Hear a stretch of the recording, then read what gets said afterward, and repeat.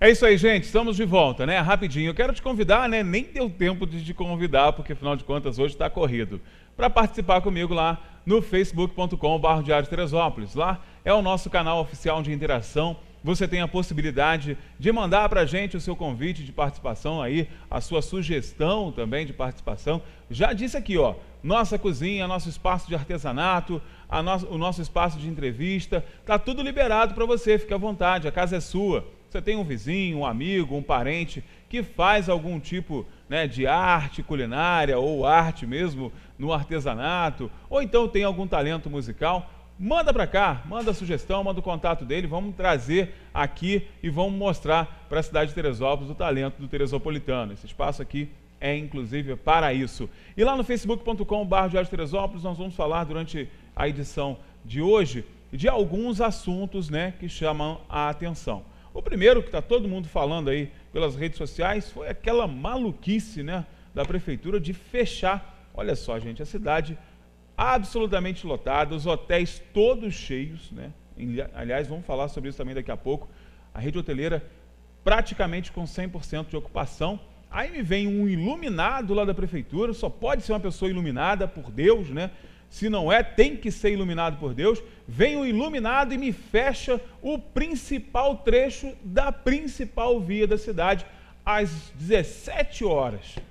Você não imagina que você passou por esse tormento, com certeza. Quem precisou se deslocar neste sábado, no centro da cidade, lembrou com todo fervor nas orações aí do nosso prefeito, porque, sinceramente, falta de planejamento, falta de responsabilidade, né? Isso sem falar na incompetência, né? Porque não tinha a menor necessidade de fechar o principal trecho da nossa avenida, principal, para um evento que deu meia dúzia de gato pingado, né? Sinceramente, eu não sei qual foi o iluminado que teve essa ideia, mas parabéns, você acaba de receber o diploma de idiota oficial. O senhor é um idiota quem foi o responsável por fazer isso. A cidade virou um caos por conta da incompetência deste governinho que está aí, né? Infelizmente, é uma pena.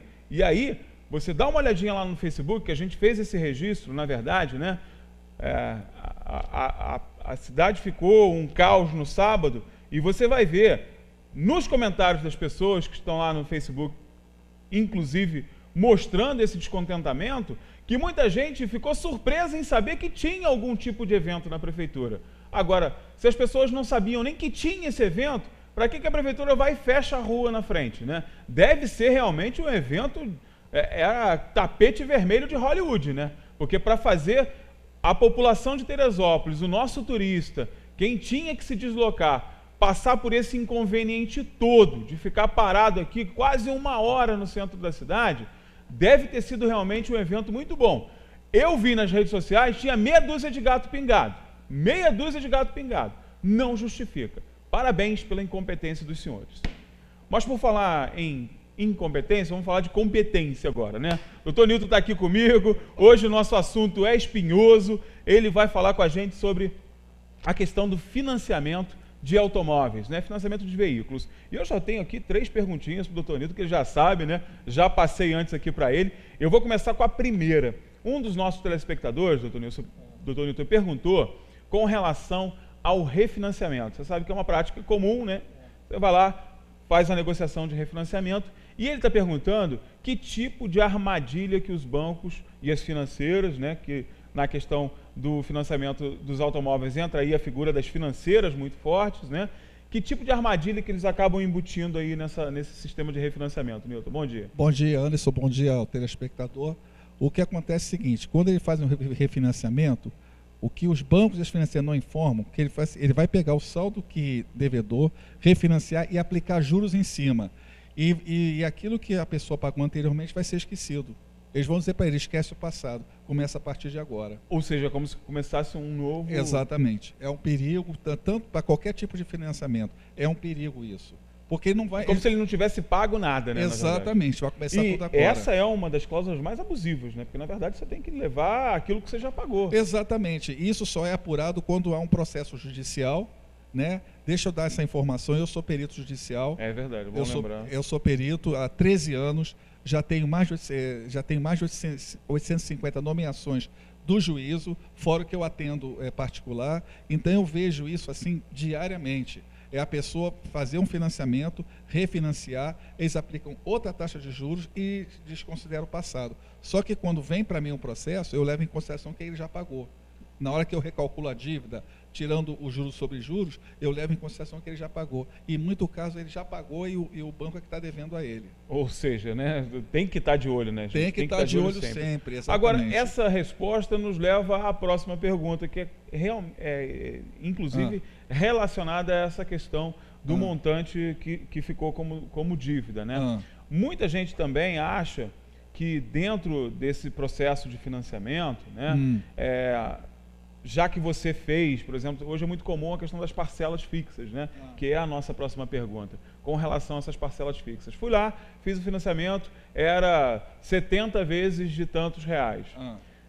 No curso desse financiamento, o consumidor, em se sentindo lesado, ele pode questionar isso ou por questões contratuais ele não tem esse direito? Não só pode, como deve. Porque mesmo com essas questões, não há nada, não há nenhuma cláusula contratual que impeça ele de questionar isso em juízo.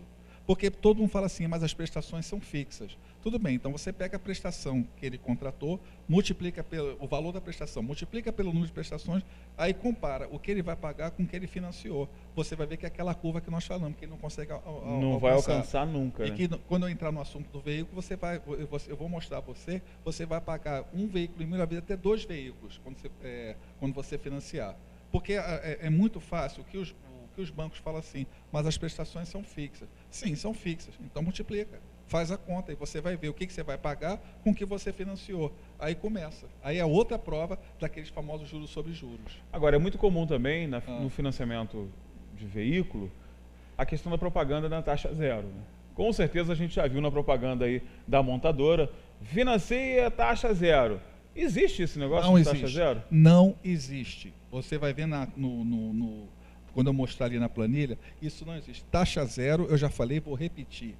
Taxa zero é um veículo custar R$10.000, você pagar 10 prestações de R$1.000. Isso é taxa zero. Agora, quando ele chega para você vai ver já no PowerPoint.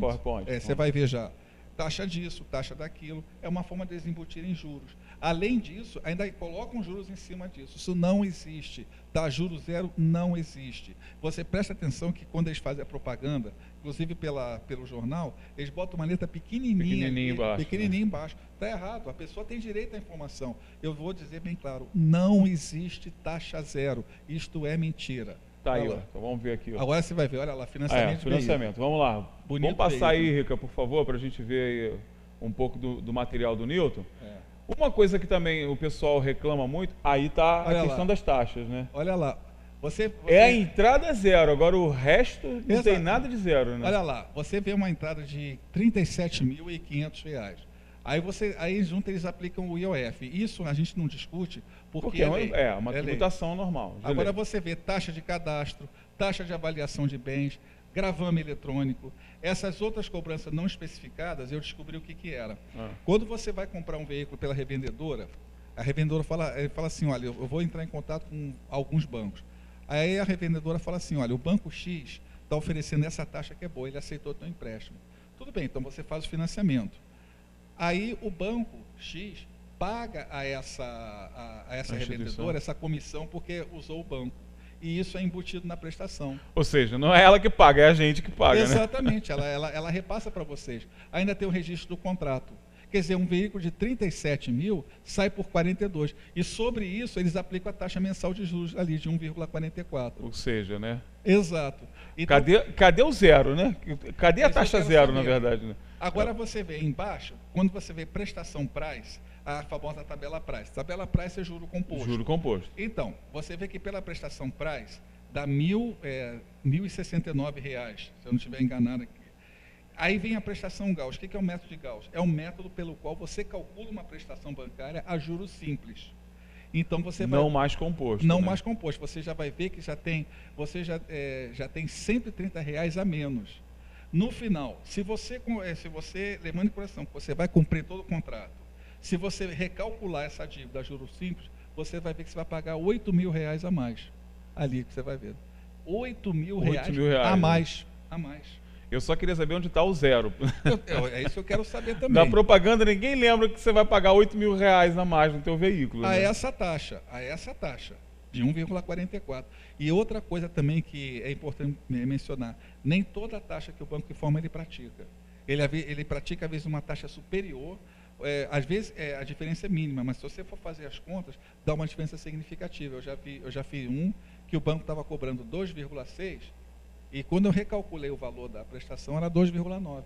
Ou seja, já dá uma diferença Já bacana. dá uma diferença. Então, o que eu faço? Quando o juiz me nomeia, eu faço uma abertura de cálculo. Eu calculo qual a prestação que o banco realmente praticou e qual a prestação, a taxa que o banco informou. E apresento ao juiz a juro composto e a juro simples. Ou seja, ele tem esse parâmetro, né, para tomar a decisão. Tá. Agora, uma coisa, Nilton, que é uma dúvida minha, inclusive. Pode né? falar. Como é que a gente acompanha todo esse processo? Como é que a gente identifica que há algo errado aí no financiamento?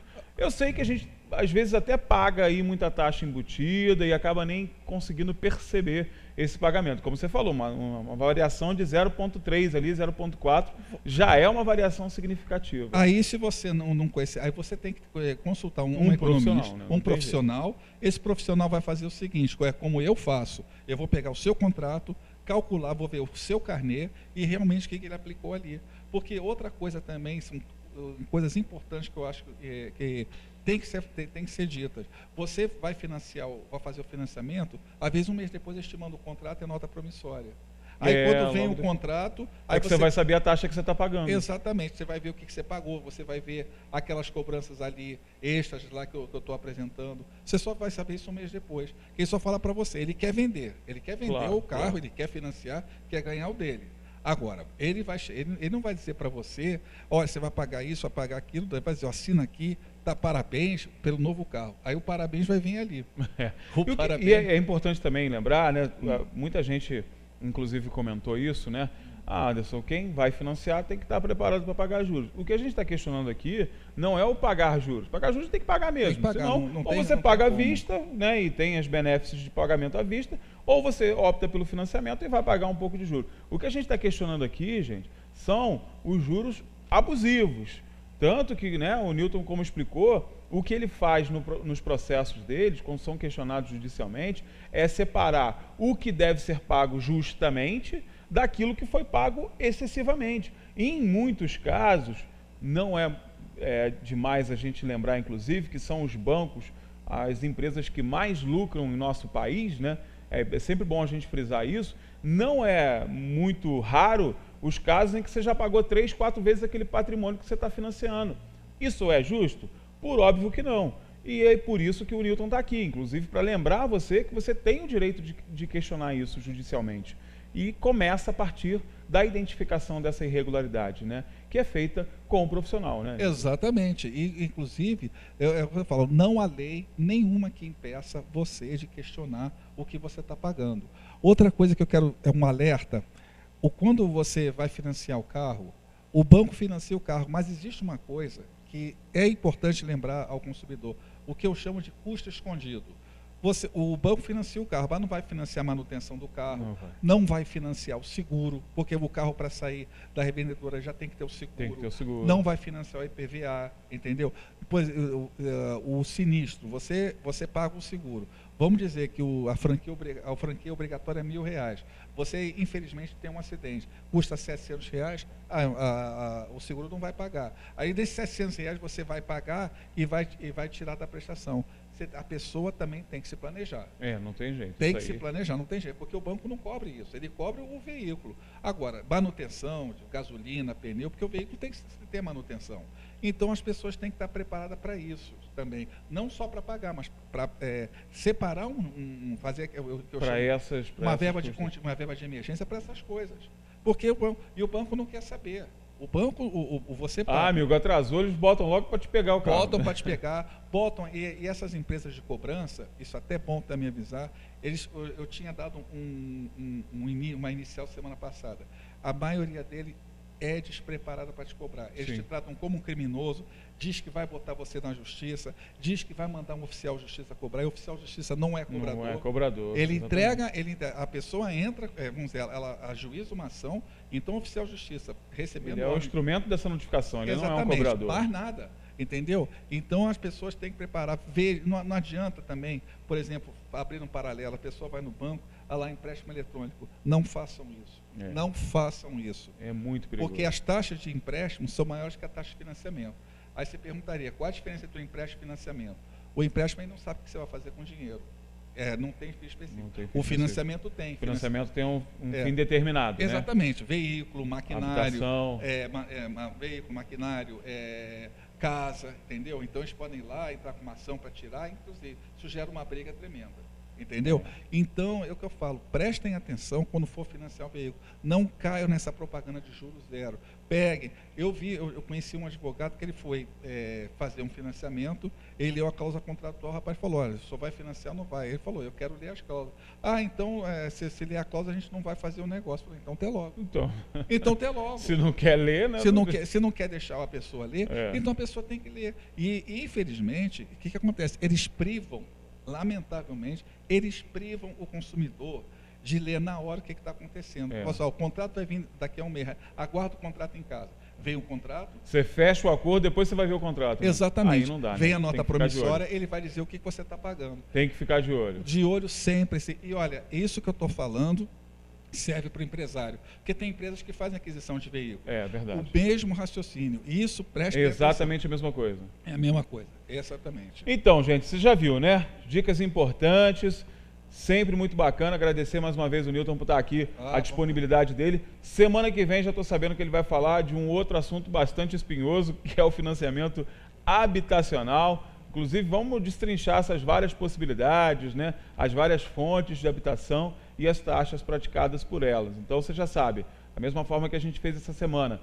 Tem alguma pergunta, quer saber alguma coisa do nosso especialista, manda lá para o nosso Facebook, manda para o nosso WhatsApp, que a gente vai ter o maior prazer aqui. A gente não, né? Ele, porque eu não entendo nada disso. Eu vou estar aqui só perguntando também. Estou aqui para isso mesmo. Milton, obrigado pela tua participação. Obrigado a você mais. Semana que vem a gente se encontra novamente. Com todo prazer. É isso aí. E você que está aí, ó, não sai daí, tá? Vou te dar uma dica importante, não sai daí. Daqui a pouco vamos bater um super papo aqui com o meu amigo Sóstenes Cavalcante, nosso deputado, e está de volta aqui ao Jornal Diário na TV. Nós vamos perguntar ao Sóstenes o que está acontecendo em Brasília, meu Deus do céu. O que aconteceu com o nosso país? Daqui a pouco a gente está de volta.